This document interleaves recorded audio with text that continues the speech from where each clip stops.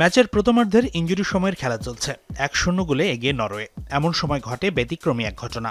নরওয়ের গোলরক্ষক নিল্যান্ড নিজের বক্স থেকে একটি লম্বা গোল কিক নেন। বলটি যখন মাঝ আকাশের দিকে ভাসছিল তখন হঠাৎ করেই বলটির দিক পরিবর্তন করে নিচের দিকে নেমে যায়। নরওয়েজিয়ানরা কিছু বুঝে ওঠার আগে ইংলিশ উইঙ্গার অ্যান্থনি গর্ডন বলের নিয়ন্ত্রণ নিয়ে ঢুকে যান বাম প্রান্তে। এরপর সেই পাস থেকে গোল করে ইংলিশদের সমতায় ফেরান জুড বেলিংহাম। এই ঘটনার পরই প্রতিবাদ করতে থাকে নরওয়ে দল।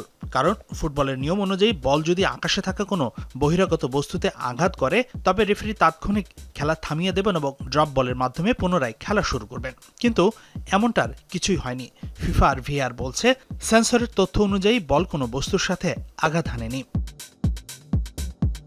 কিন্তু ফক্স স্পোর্টসের ফুটেজে দেখা যায় শূন্যে থাকা অবস্থায় বলটি হঠাৎ করেই তার গতিপথ পরিবর্তন করে নিচে নেমে আসে।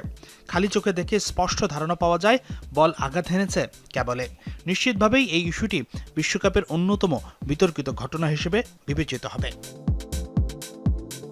তবে মায়ামিতে তৃতীয় কোয়ার্টার ফাইনালে প্রথমার্ধে বল পজিশনে দাপট ছিল ইংল্যান্ডের, কিন্তু আক্রমণের সংখ্যায় এগিয়ে ছিল নরওয়ে।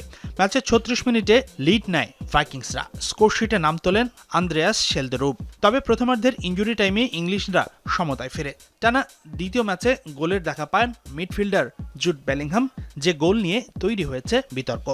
দ্বিতীয়ার্ধে আক্রমণের ধার বাড়ায় নরওয়ে। বল পজিশন, আক্রমণের সংখ্যা সবকিছুতেই এগিয়ে ছিল দলটি, কিন্তু 90 মিনিটে আর কোনো গোল না হওয়ায় খেলা গড়ায় অতিরিক্ত 30 মিনিটে। এক্সট্রা টাইমের খেলার শুরুর দিকেই এই ম্যাচে নিজের দ্বিতীয় আর বিশ্বকাপে নিজের ষষ্ঠ গোল আদায় করে নেন বেলিংহাম, যার ফলে 2-1 গোলের জয়ে সেমিতে পৌঁছায় ইংল্যান্ড। হাসিনুর রহমান, যমুনা স্পোর্টস।